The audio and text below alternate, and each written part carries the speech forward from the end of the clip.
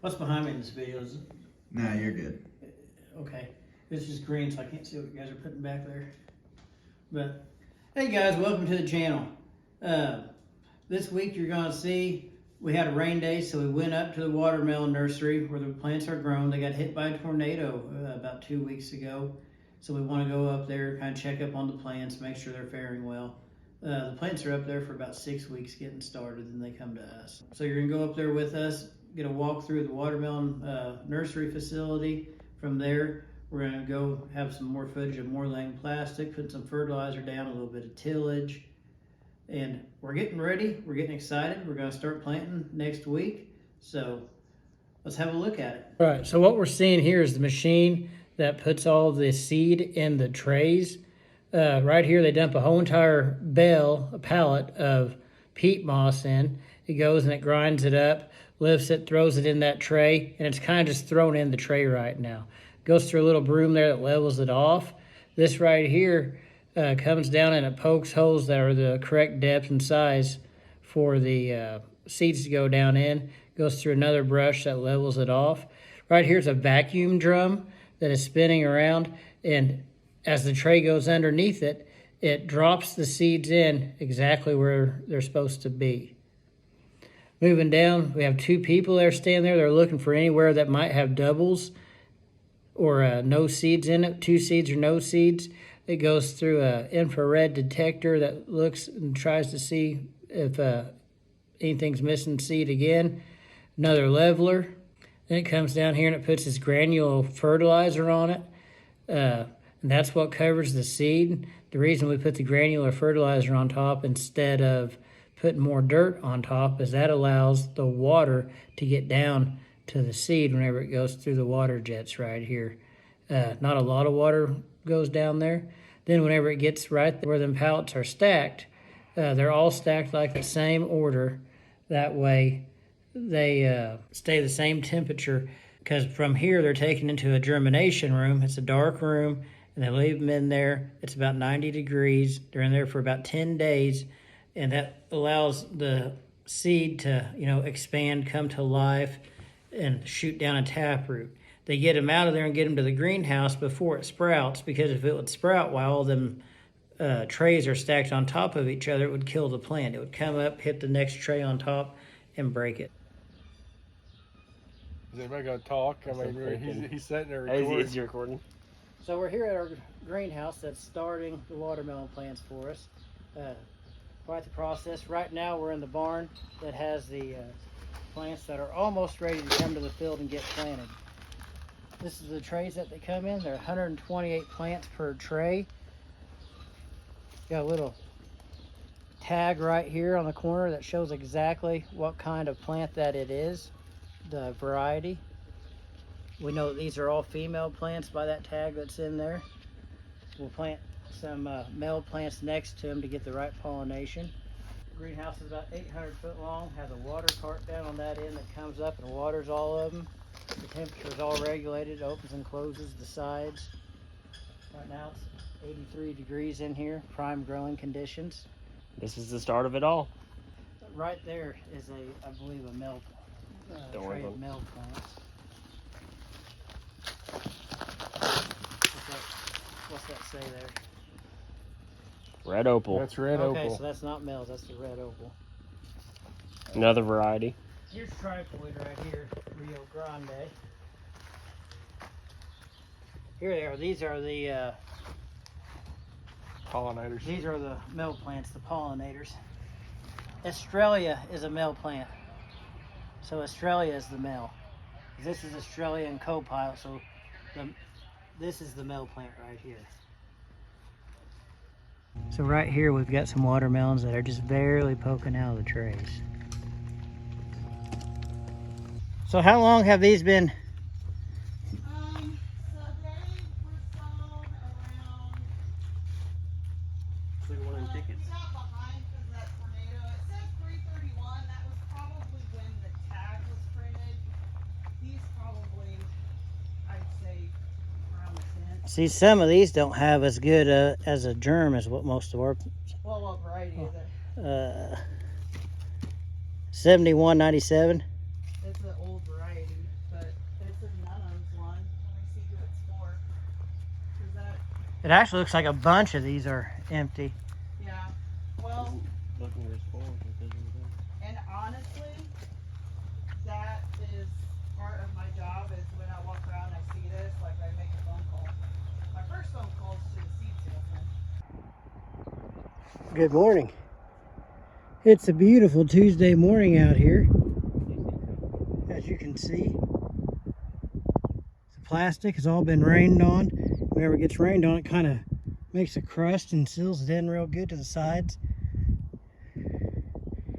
We did have a little bit blow up in a few places, so we're out here burying it in by hand. We walk the whole field, and anywhere that needs touched up, we touch it up.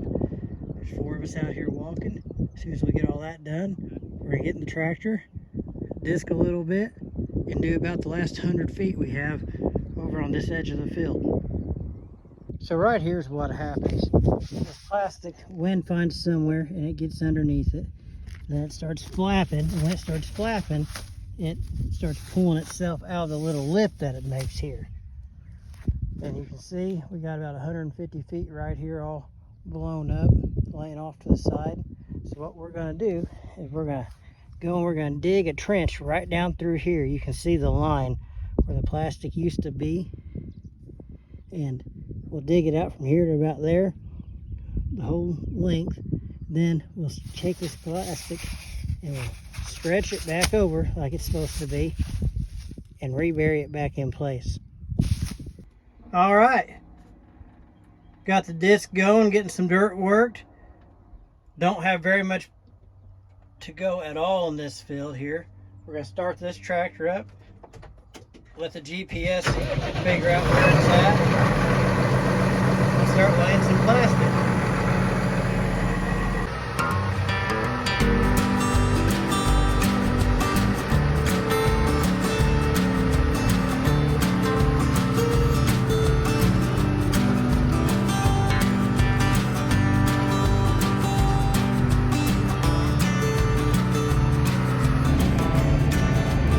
We're on our way to the next field.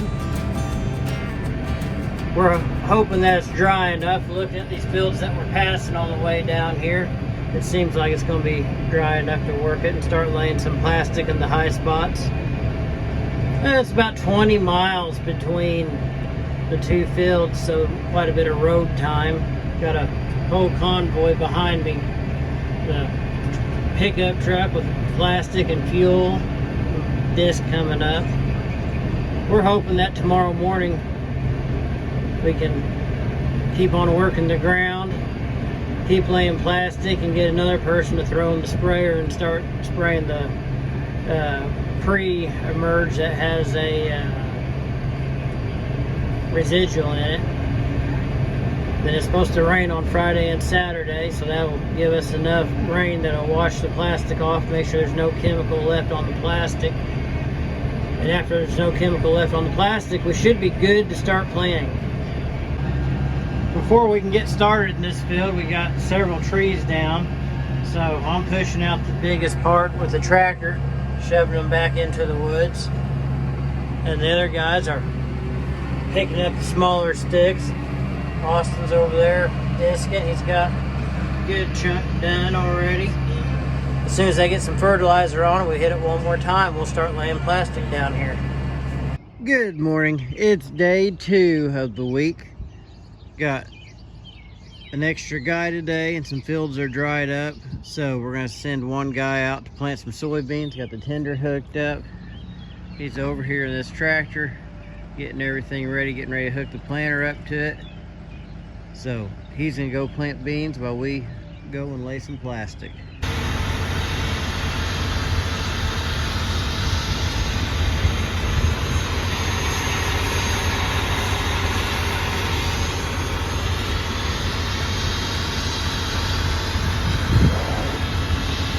Going on now is we got the semi truck filled back up with water. One tractor's out spraying, one tractor's disking, one tractor's laying plastic, and we're cleaning out the packing shed moving some pallets out so we have some more room in here. Got 6 things of plastic left, so we're getting down. We're halfway there on the plastic laying.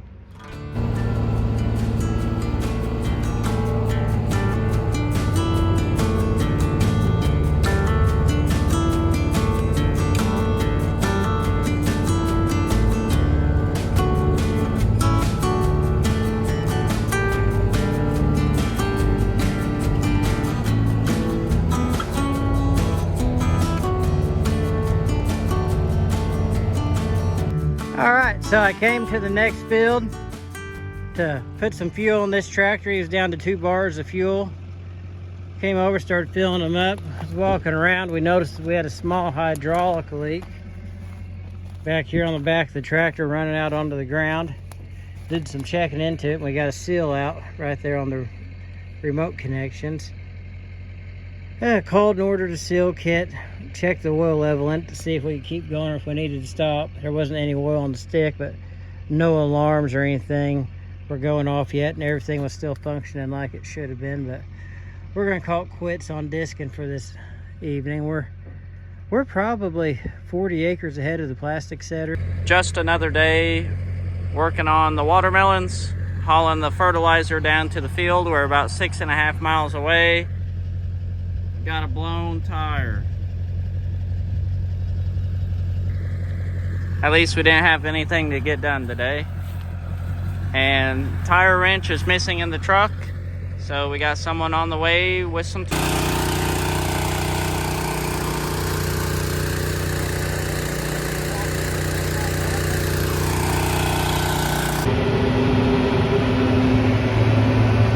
right here we're spraying liquid potash. We're putting on 30 gallon an acre.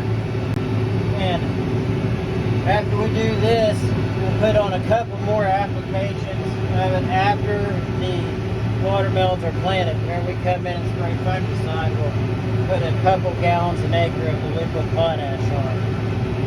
This morning, we ended up spraying all of this for weeds, so it's got the weed spray, the residual down. Now we're getting the last of the fertilizer down. It's supposed to rain next couple days. Once we get about an inch of rain, this farm here will be ready to go. Nothing left to do besides plant. A couple of the other guys are in the other field. They're disking, laying more plastic. One guy's up north planting soybeans. We got all 5 tractors moving today.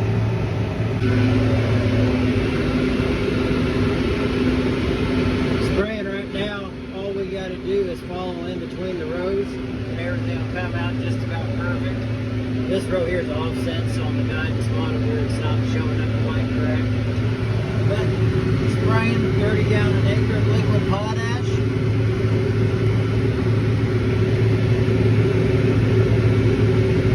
We can only go about 3 miles an hour to get 30 gallon an acre on.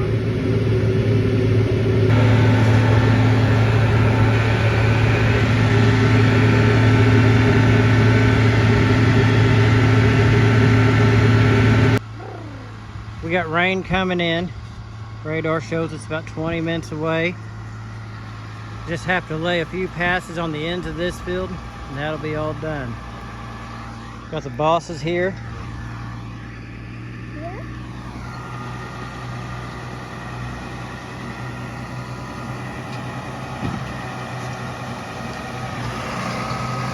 Walk over here and show you a close up if this one will let me.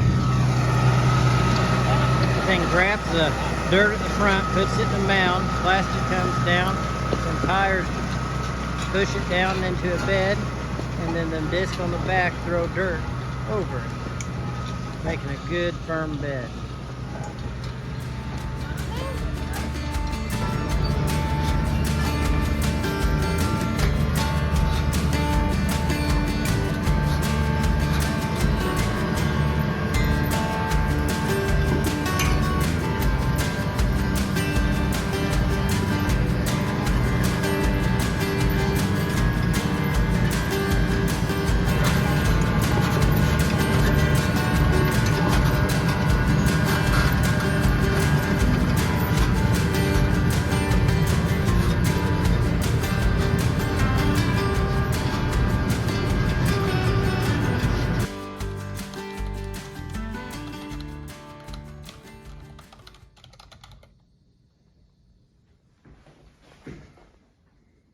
Hey, thanks for coming with us on our adventure this week. We went up to the nursery, seen where the watermelon was grown at, and started. Laid a little bit of plastic, sprayed, did tillage, had a lot of things coming. There'll be one more video before we start planting next week. Some more field prep, doing a couple more things, getting everything ready. And thanks for coming with us. We really appreciate it. Hope you tuned in next time.